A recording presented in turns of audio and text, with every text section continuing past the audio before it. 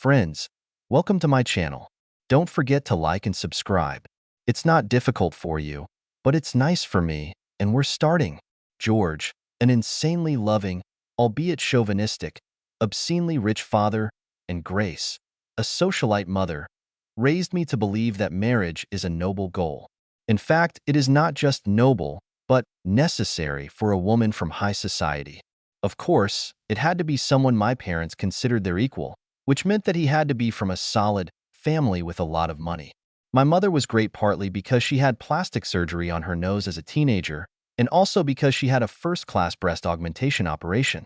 Judging by the preparatory photos she left, in my opinion, she looked amazing even before the cosmetic work. My father looked just fine, but in their circle it was the order of the day.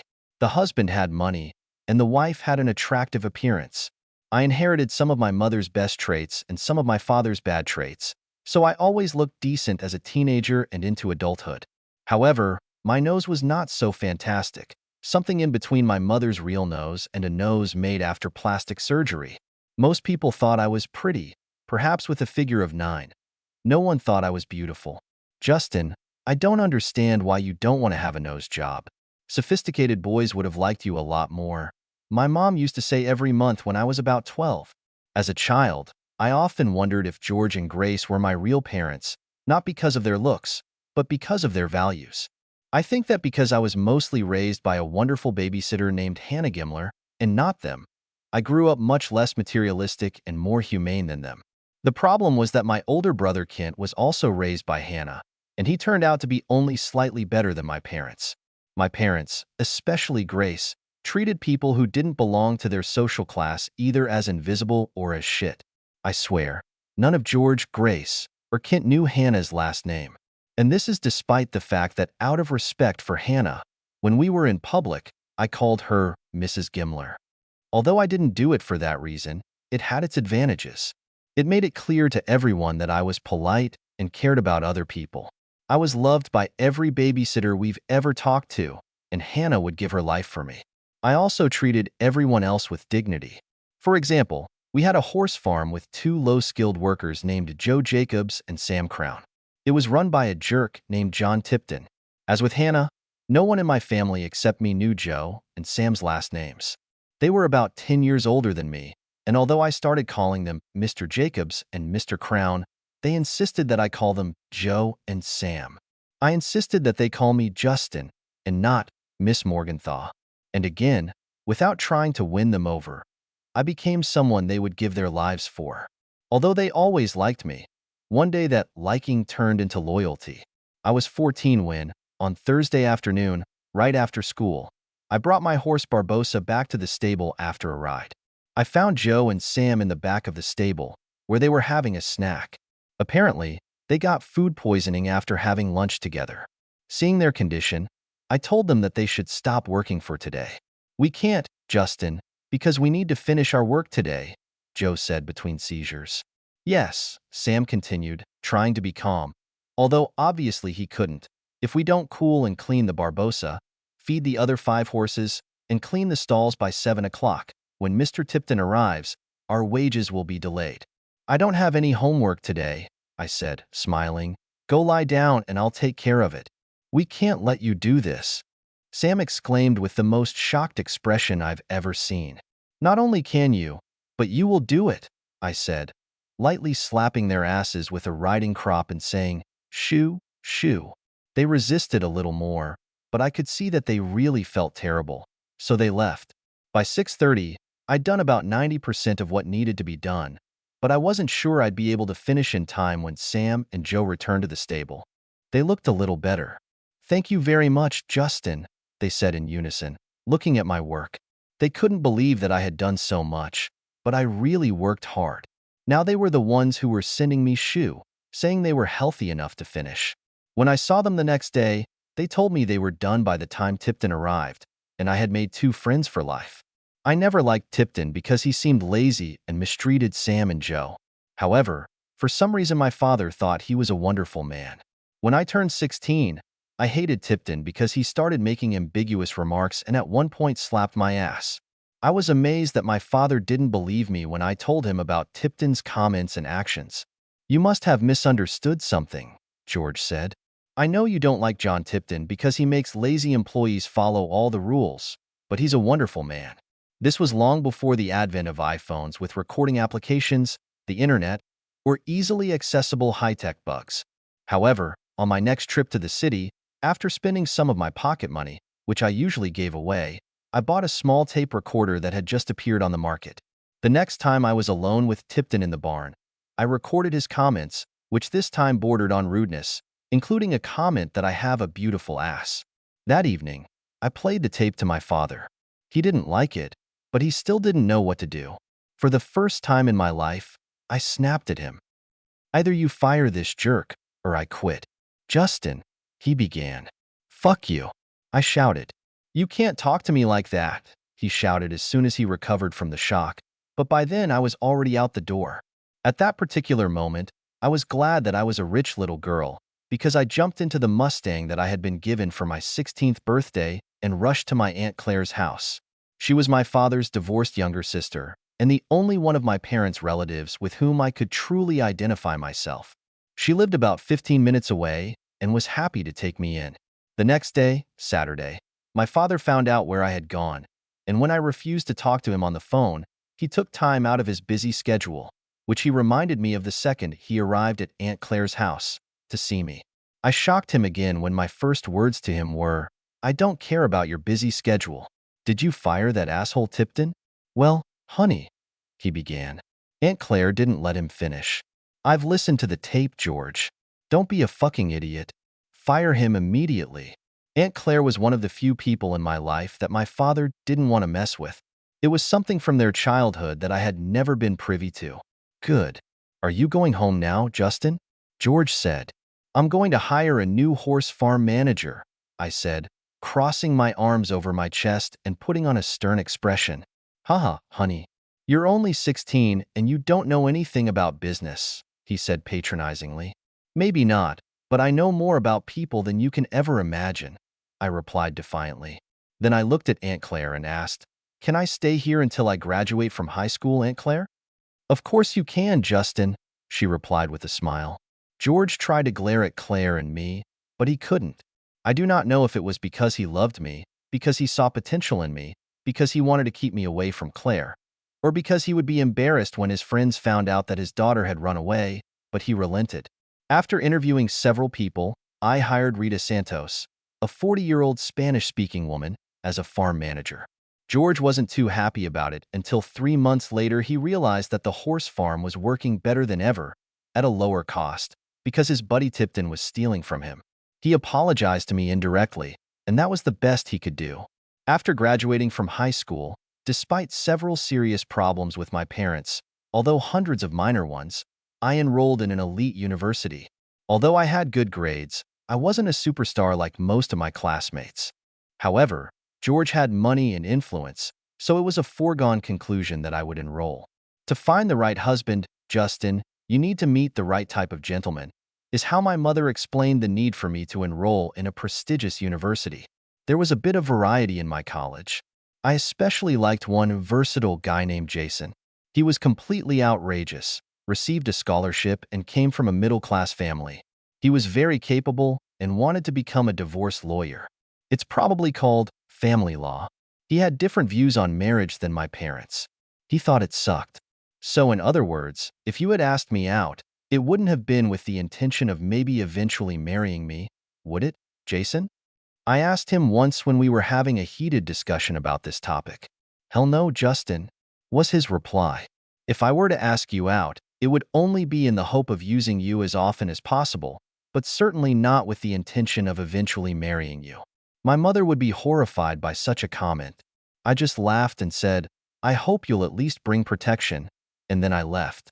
I did let Jason use me twice, but only twice. Physically, it was nice, but because I didn't want it emotionally, that was it. However, we remained good friends. Eventually, I met a guy named Thomas, not Tommy or Tom, Carnegie, who was interested in marriage and matched George and Grace's ideas of a suitable husband. He entered the same elite university 2 years before me, came from old families who lived 2 suburbs away, and his parents belonged to the same country club as mine. We had a very lavish and expensive wedding when I was 21. I had just graduated from college, and he was 23. He just graduated from business school. Of course, the wedding was not without controversy.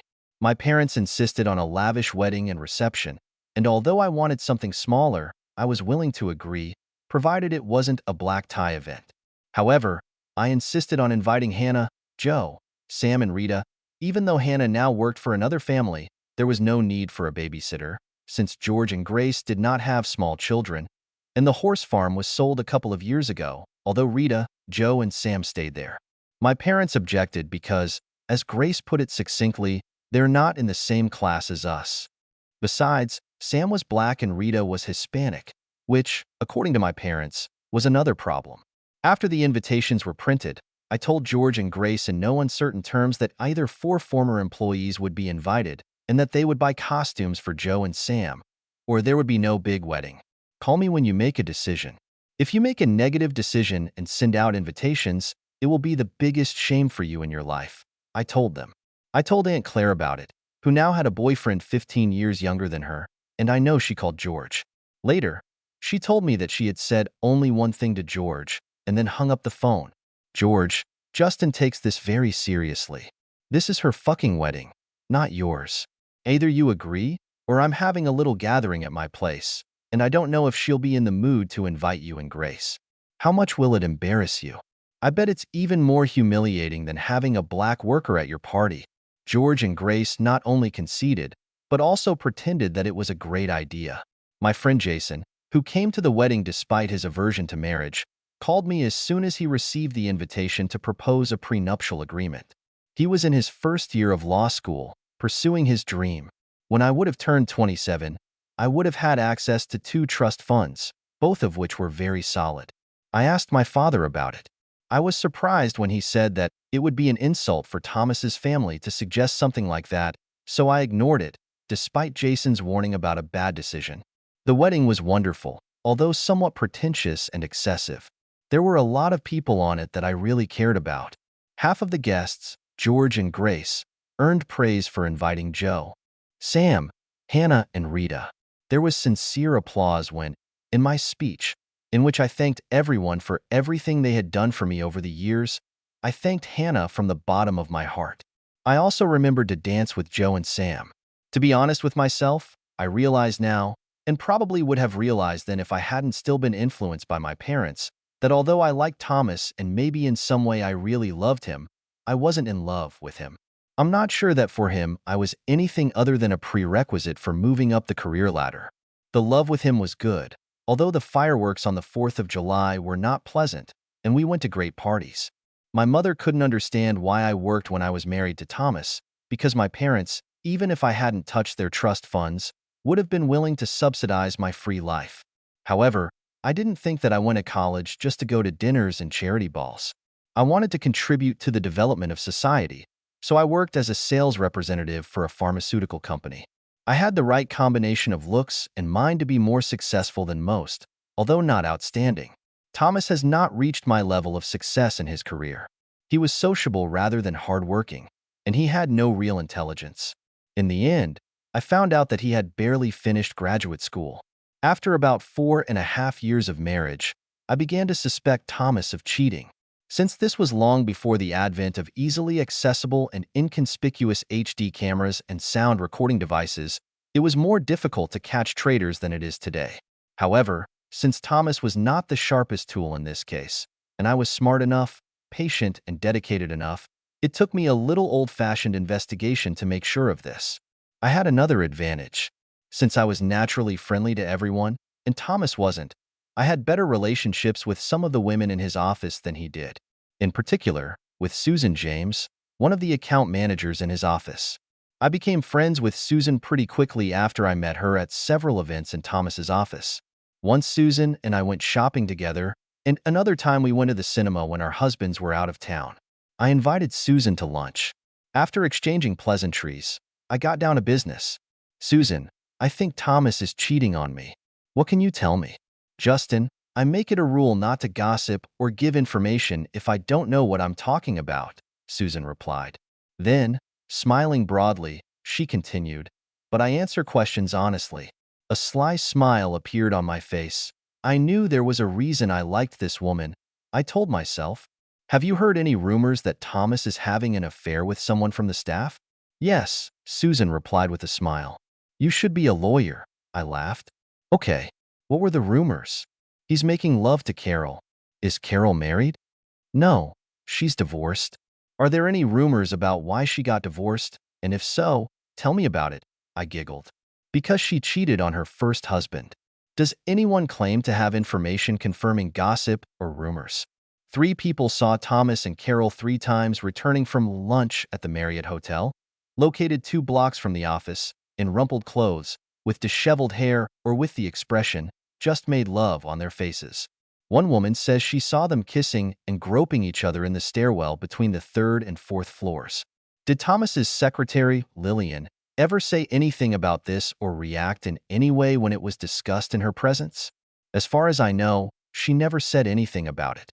However, when someone openly stated in my presence that she thought Thomas and Carol were making love, Lillian remained silent and refused to answer any questions about her opinion or awareness. Her inability to protect Thomas speaks volumes, as she defends him when people question his competence or personality. When did anyone say they last saw them at the Marriott Hotel? 2 days ago, Susan replied immediately. He was too tired to make love that night, and when he got home, he immediately took a shower. I told myself, thank you, Susan, I said with a smile, even though my insides were bursting. Then I changed the subject. That same day, I took time off from work and went to see Jason. He changed his schedule to meet with me. Jason had just become a partner in the largest family law firm in the city, and it was a truly dizzying success. Jason immediately took action.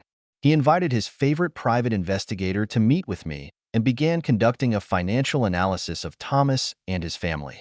Before we do anything, we need to be sure, Jason warned me, that you will not get into trouble, because although adultery has some influence, it is small, and if he does not have the trust fund he claims, or he is less than you were led to believe, you may end up subsidizing a traitor. 2 days later, the detective received convincing evidence of Thomas and Carol visiting the hotel room, including recordings of moans that were made from behind their room door. I went to my parents' house to tell them about this affair and that I was going to divorce Thomas. Once again, I was stunned to discover how different their morals were from mine. It was the first time I had a fight with my father. After I told him about the situation, although I didn't name the woman, he said, well, Justin, you know what guys are like. I'm sure he loves you, and as long as he's restrained, you shouldn't let it bother you. In other words, Mom can make love to other guys while she's restrained? I swore. He blushed deeply and then continued, listen, honey, talk to him about it and tell him it bothers you. I'm sure he'll stop then. I ran out of the office. However, as soon as I came out, I wanted to yell at George again. When I turned to go back to the office, I saw that he had turned away and was picking up the phone to make a call. This made me suspicious. I secretly picked up the phone in the living room just as the phone on the other end of the line rang, so I'm sure George didn't know I was on the line. He called Thomas. What he said struck me even more. I was so angry that I can't remember exactly what was said. However, the essence of what has been said will never leave me. George told Thomas that I knew about the betrayal and advised him to ask for my forgiveness, and then came the decisive blow. In the future, you need to be more restrained, Thomas. Although I was still fuming, I still decided to talk to my mother. Her response was even more remarkable. Justin, it happens. Both your father and I had affairs. Get them yourself, and you'll feel better. Loyalty is only for the middle class, not for people like us. My parents' comments made me more determined. I intended to move my things out of the house that Thomas and I owned. When I got there, Thomas was already waiting for me. Honey, he said, he never called me that. Always Justin. I have to confess something to you. What is it? I replied coldly. I stumbled.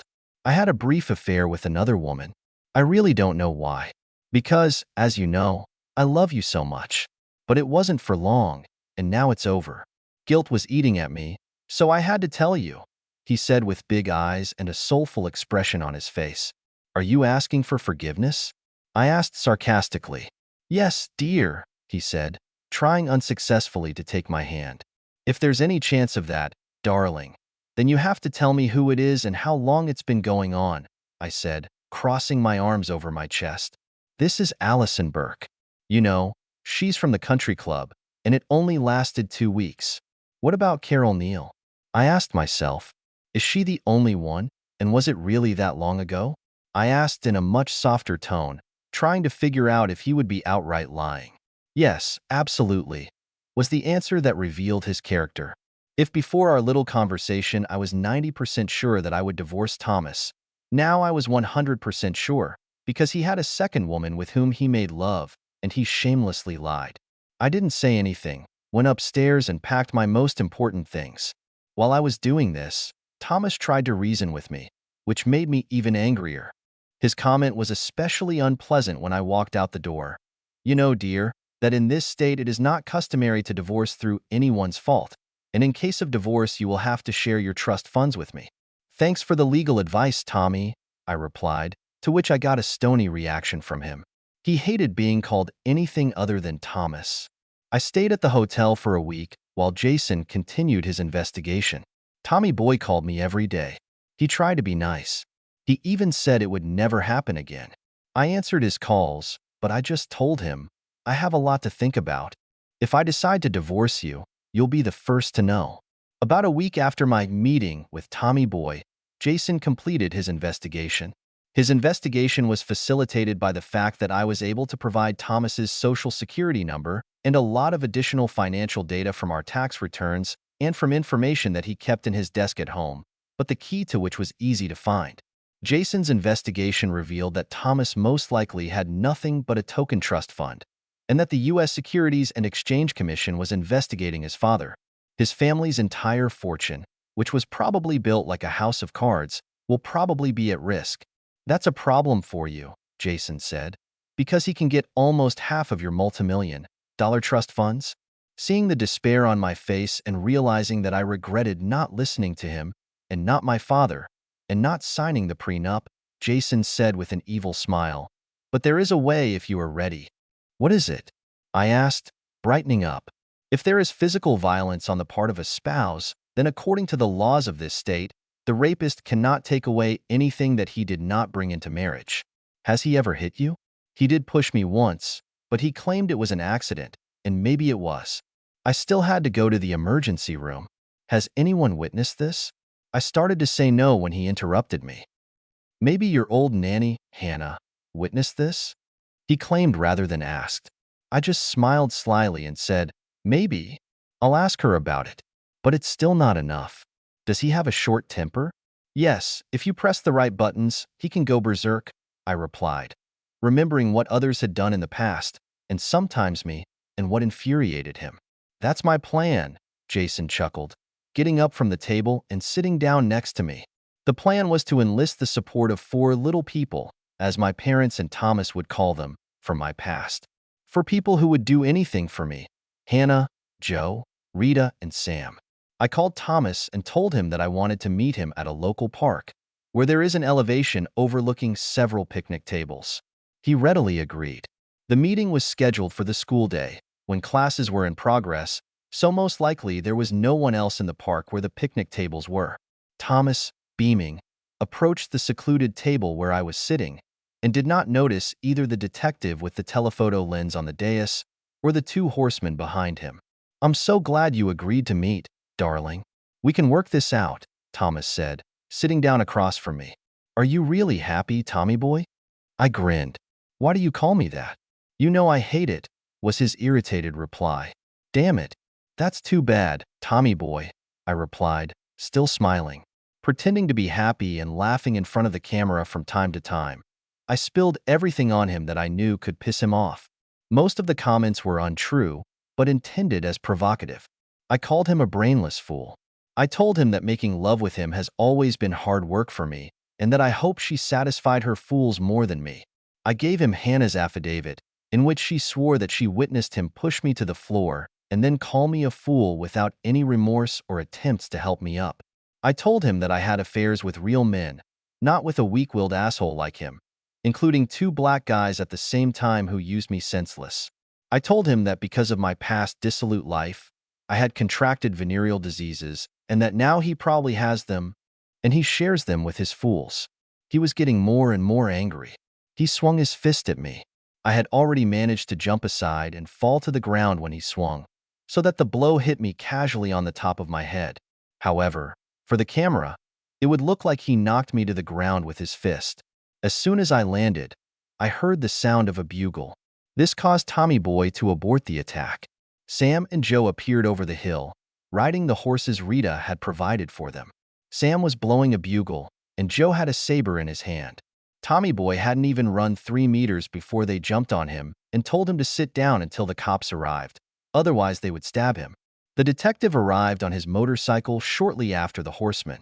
Tommy Boy didn't notice him, and the detective smeared fake blood on my nose, forehead, and ears, a lot of fake blood. Then, when I pretended to be almost passed out, he took some pictures. The detective showed Tommy his gun and told him to stay where he was while the riders joyfully galloped back to the trailer over the hill. Later, I talked to Sam and Joe and thanked them, as well as Rita, for agreeing to do this. They told me that it was the most fun they had had in recent years, and that it was a great honor for them to repay at least a little for the kindness and respect that I have always shown them. The cops came, saw me, talked to a private investigator, who told them he was filming because I was afraid of my abusive husband, and took Thomas away in handcuffs. It didn't help his case that when the cops were taking him away, he shouted at me, "I'm going to get to you, you fucking fool."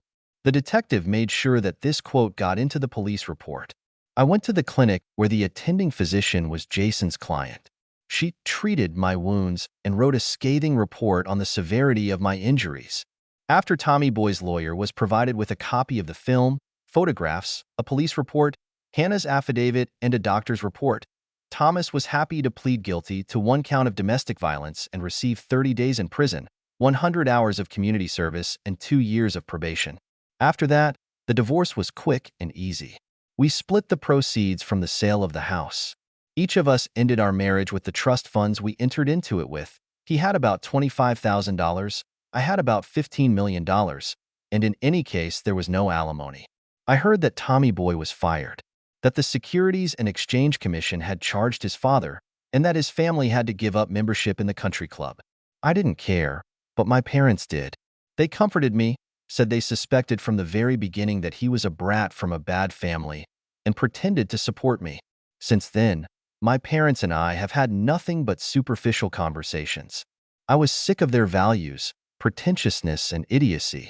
I almost divorced them too, but I kept the relationship only for the sake of my grandparents, my brother, who, although not an end in itself, was not as bad as them, and Aunt Claire.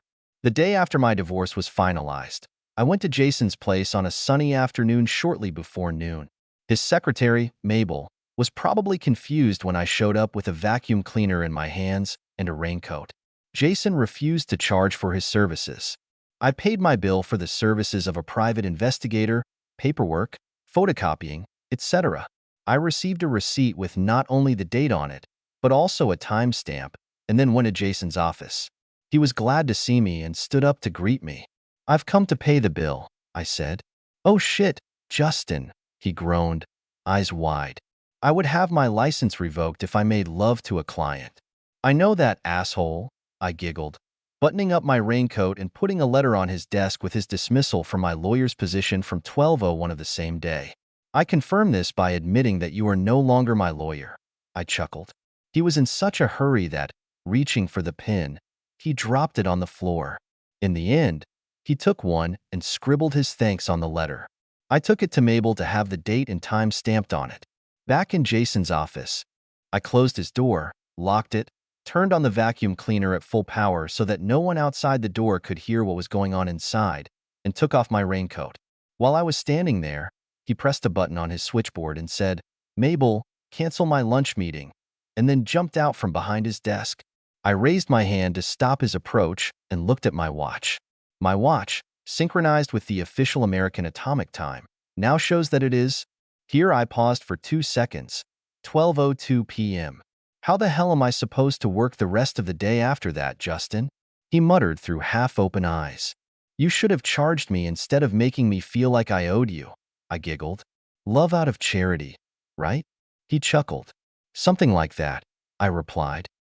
Considering what a great job you've done, I think I owe you something else, no matter how unpleasant it will be for me. I giggled. Here is the address of my apartment. Can I wait for you around 9 in the evening? I asked a rhetorical question. Bring my vacuum cleaner with you. Okay? He was still trying to pull on his pants when I slipped out the door. Wow, I feel so good. I said to myself. I got rid of the cheating asshole without any penalties, took revenge on him, and got great love into the bargain. Great. I made love to Jason 6 of the next 7 nights. The morning after our love, I told him, Jason, my debt is paid. It was the best bill payment of my life. You're really good at making love. Have you changed your views on marriage? No, but I really want to keep seeing you. We have a lot of fun together, don't we? He replied, putting his arm around my waist. Yes, we love each other. But I still hope for a serious relationship, despite the disaster with Tommy Boy. Next time, I'll ask you to draw up a prenuptial agreement. Shortly after my divorce was finalized, I gained access to my trust funds, founded a charity that engages in horse riding and helps autistic children communicate with the world. I bought a horse farm that my family used to own and hired Rita, Joe, and Sam, with a 25% surcharge, as well as several specialists who dealt with autistic children. It was a very useful job. What was particularly surprising was how many children, especially boys, seemed to keep in touch with Sam and Joe, even though they were clearly not psychologists. Sam and Joe also enjoyed it immensely. They both told me at one point that it was as much fun as saving me from Tommy Boy on horseback. I was careful about finding husband number 2. After I had been dating Jackson Brown for about 3 months and considered him an acceptable option, I instructed the law firm that helped me with the divorce to conduct a thorough check. Although there were a few questions, the report said that he was mostly clean. Jackson was also someone my parents accepted because he was part of their social circle. As for me, that was his main drawback, as I would have preferred someone they didn't approve of. However, I really enjoyed Jackson's company. He was very good in bed, and I felt that he really loved me. The second marriage was concluded only after Jackson signed the prenuptial agreement drawn up by Jason, and it was a small event at my Aunt Claire's house. Only the next of kin and a few friends from each side were present. I was 35 at the time. He was 34. I kept my maiden name Morgenthau. Jackson and I had been married for about 5 years when suddenly, out of the blue, some strange things started happening. All the weirdness happened when Jackson was out of town, especially in Philadelphia. In both cases, I didn't tell him about it when he returned. In the first case, because I forgot, and in the last 2 on purpose. One day, when I was getting into my car, I noticed liquid under it. Actually, quite a lot of liquid. I called the maintenance company to have it towed to the garage, where I was informed that the connections for supplying hydraulic fluid to the brakes seemed to have loosened. Is this unusual? I asked the experienced mechanic. Very unusual. In fact, it can usually only be done intentionally, he replied. What would have happened if I had been driving? I continued, probably turning pale at that moment. If you tried to slow down quickly at a speed of more than 100 kilometers per hour, you would not be able to do it and crashed, he replied gloomily. A month later, I woke up in the middle of the night to a fire truck driving up to the house with a blaring siren. When I went to the bathroom, I felt dizzy. I checked the carbon monoxide detector and it didn't reveal any problems, but because I felt so weird, I opened the window and stuck my head out. After a few minutes, I felt good, and then I went and spent the night at the hotel. The next day, I asked the fireman to check my bedroom. There are signs of elevated carbon monoxide levels in your bedroom, but not in the rest of the house, the firefighter told me. Is it possible? I asked skeptically. I've never seen this before, but it's possible if there was a carbon monoxide source in your bedroom. However, I did not find it, he replied. Why didn't the carbon monoxide alarm go off? Judging by my inspection, there is a wire dangling in it, as well as something unusual. 6 weeks later, I had a headache, which always happened at the beginning of my quite predictable menstrual cycle. I decided to take ibuprofen, my favorite painkiller. The pills in the bottle in the medicine cabinet looked a little strange and were a little sticky to the touch. If it weren't for the brake fluid and carbon monoxide cases, I probably would have accepted them. Instead, I put the pills in a plastic bag, washed my hands, and took an aspirin. The next day, I took the pills to the lab. While the pills were in the lab for testing, the following week I met with a potential sponsor from Philadelphia for my autism charity. I'm not sure how it happened, but I found out that he was the head of a company in Philadelphia that Jackson visited last week. I asked innocently, "Have you ever met Jackson Brown?" "Yes," he said. "I met him and his wife just last week." Damn it, not that, flashed through my mind. Obviously, I wasn't with Jackson in Philadelphia. Trying to keep as much composure as possible, I extracted information from him. "I've never met his wife." "What's her name?" "Mary Brown." "A very attractive woman," he replied. "Really? What else can you tell me about her?" "I'm curious." "Well, she's tall." She was taller than me in heels, and my height was almost exactly 180 centimeters. She had shoulder-length blonde hair and liked to talk about football. She said she was once a professional cheerleader. I knew immediately who he was talking about, Mary in Deloitte. She was single, probably divorced, probably 3 or 4 years older than me, and had a bad reputation. No one seemed to know what she did for a living. Jackson and I talked to her a few times, and although Jackson certainly paid attention to her, I didn't find it strange. Because of her striking appearance, all the men in the club paid attention to her, except for one guy who just hated her. Fortunately, the sponsor never found out who I was. I asked him not to mention me to Jackson if he talked to him, because I didn't want Jackson to think that I was interfering in his life. He agreed and wrote me a check for $10,000 for charity.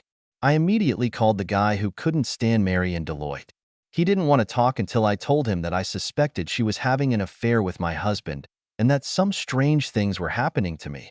Then he opened up and advised me to check Mary and Dobson's criminal record, not Deloitte's. I wasn't very good at hiding my emotions, and there was no way in the world I was going to make love to Jackson based on what I knew so far. So I came up with some excuse that Aunt Claire was sick and that I needed to spend a few days with her. I called her to confirm my story, and she happily agreed. Jackson didn't resist me when I told him that I was going to spend some time at Aunt Claire's house. It made me think that he would use Marian at our house. The next day, I went to see Jason. Jason was very worried. "I can't do that. However, I have those people who can help. They're expensive. But you take care of your life, so who cares?" he said. "I think they are former CIA officers, although sometimes I think they are former KGB officers," he continued, laughing when he made a remark about the KGB. That same day, I met with Dmitri and Simon. I gave them an advance of $20,000.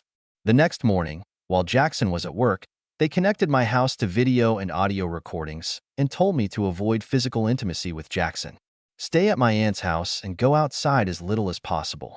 They even put a 24-hour, discreet security guard at Claire's house. At first I thought it was too much, but they convinced me that I was in danger and that Jackson and his fool might despair. When Simon called me the next day to tell me that all the electronics were installed in my house, he also told me about Marianne's criminal past. She was a con artist who served several years in prison and was once arrested for attempted murder, although the authorities could not prove it when their main witness disappeared.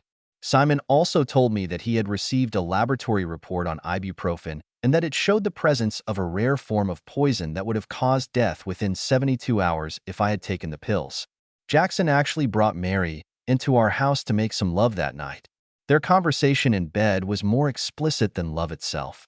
"How does your wife manage to avoid our attempts to lull her to sleep? Has she ever said anything to you about this?" No, he wasn't listening, and I would have tried to dissuade her. I asked her about the stain on the garage floor, and she told me that there was a small leak of some liquid. She said she didn't know what kind of liquid it was, so she just towed her car. She said she never asked what the problem was, and no one ever told her about it, Jackson said. "Damn it. It looks like Cameron has failed us in this job. He must have made the leak too obvious." "What about carbon monoxide and pills?" Marian asked. There was no real way to innocently talk about it, so I never asked her about them. "The pills are still in the medicine cabinet, so maybe she just took another painkiller or she didn't have the usual headaches," he replied. "We have to be more decisive. We need to bring in an expert on accidents, and I have just the right person for that." With this information, the case was referred to the police. The very next day, they received a warrant to wiretap all Mary and Jackson's phones, and when her boyfriend accidentally agreed to kill me that week for $25,000, They pre-arrested all three of them as soon as Mary and met with the guy and handed him an advance of $12,500. Since Jackson cheated on me, he didn't get anything under the prenuptial agreement in the subsequent quick divorce. He also didn't bother to check my will. He wouldn't have gotten all my money on it, as he obviously assumed. He would get the house, our property, and $500,000. The rest of the money would go to my charitable foundation and a dozen others dear to my heart. Since Jackson was being tried for the first time, he made a deal and got 10 years, pleading guilty and agreeing to testify against two other criminals. They also saw a way out for themselves and pleaded guilty in exchange for 22 years in prison. My second marriage shocked me. I'm 36 now, and I doubt if I want to get married again. Jason tried to persuade me to stay in town and keep in touch with him, but I wanted to break up with him completely. Perhaps moving would soften the thought of a new marriage for me. At first, I did something that I thought I would never have dared to do. I had a nose job and a breast job. I went to the best plastic surgeon in the country, and by the time I recovered from the surgeries, everyone who knew me said that I looked as beautiful as my mother had ever looked. In other words, amazing. I hired an energetic young woman with a strong social conscience to run my autism charity. Then, at the age of 37, I moved more than 1,000 kilometers away to a city with a thriving social environment and a need for more active participation in charity. My goals were simple: to do charity work for about 20 to 30 hours a week, not counting the numerous charitable social events that I intended to plan, treat everyone I met with respect, work on my body, and most importantly, get a regular kick in the head. Because of my friendliness, wealth, and looks, I enjoyed great success in my new community. With all modesty, I could get almost any guy to use me. My only requirements were that they had to be single. I wasn't going to do to some other marriage what they did to mine. And they got a certificate for the absence of sexually transmitted diseases because I wasn't going to use protection. Any guy with whom I was interested in love, I instructed to bring a certificate after the first or second date. No one has ever refused me. For guys with whom I had a non-exclusive long-term relationship, I updated the help. I've made love to guys between the ages of 21 and 61. 3 years after moving in, I had an epiphany. "Hi," I replied uncertainly. "Hi, Justin, this is Mom," said a very pleasant voice on the other end of the line. I wanted to say, "What the fuck are you calling me for, you arrogant fool?" But I restrained myself.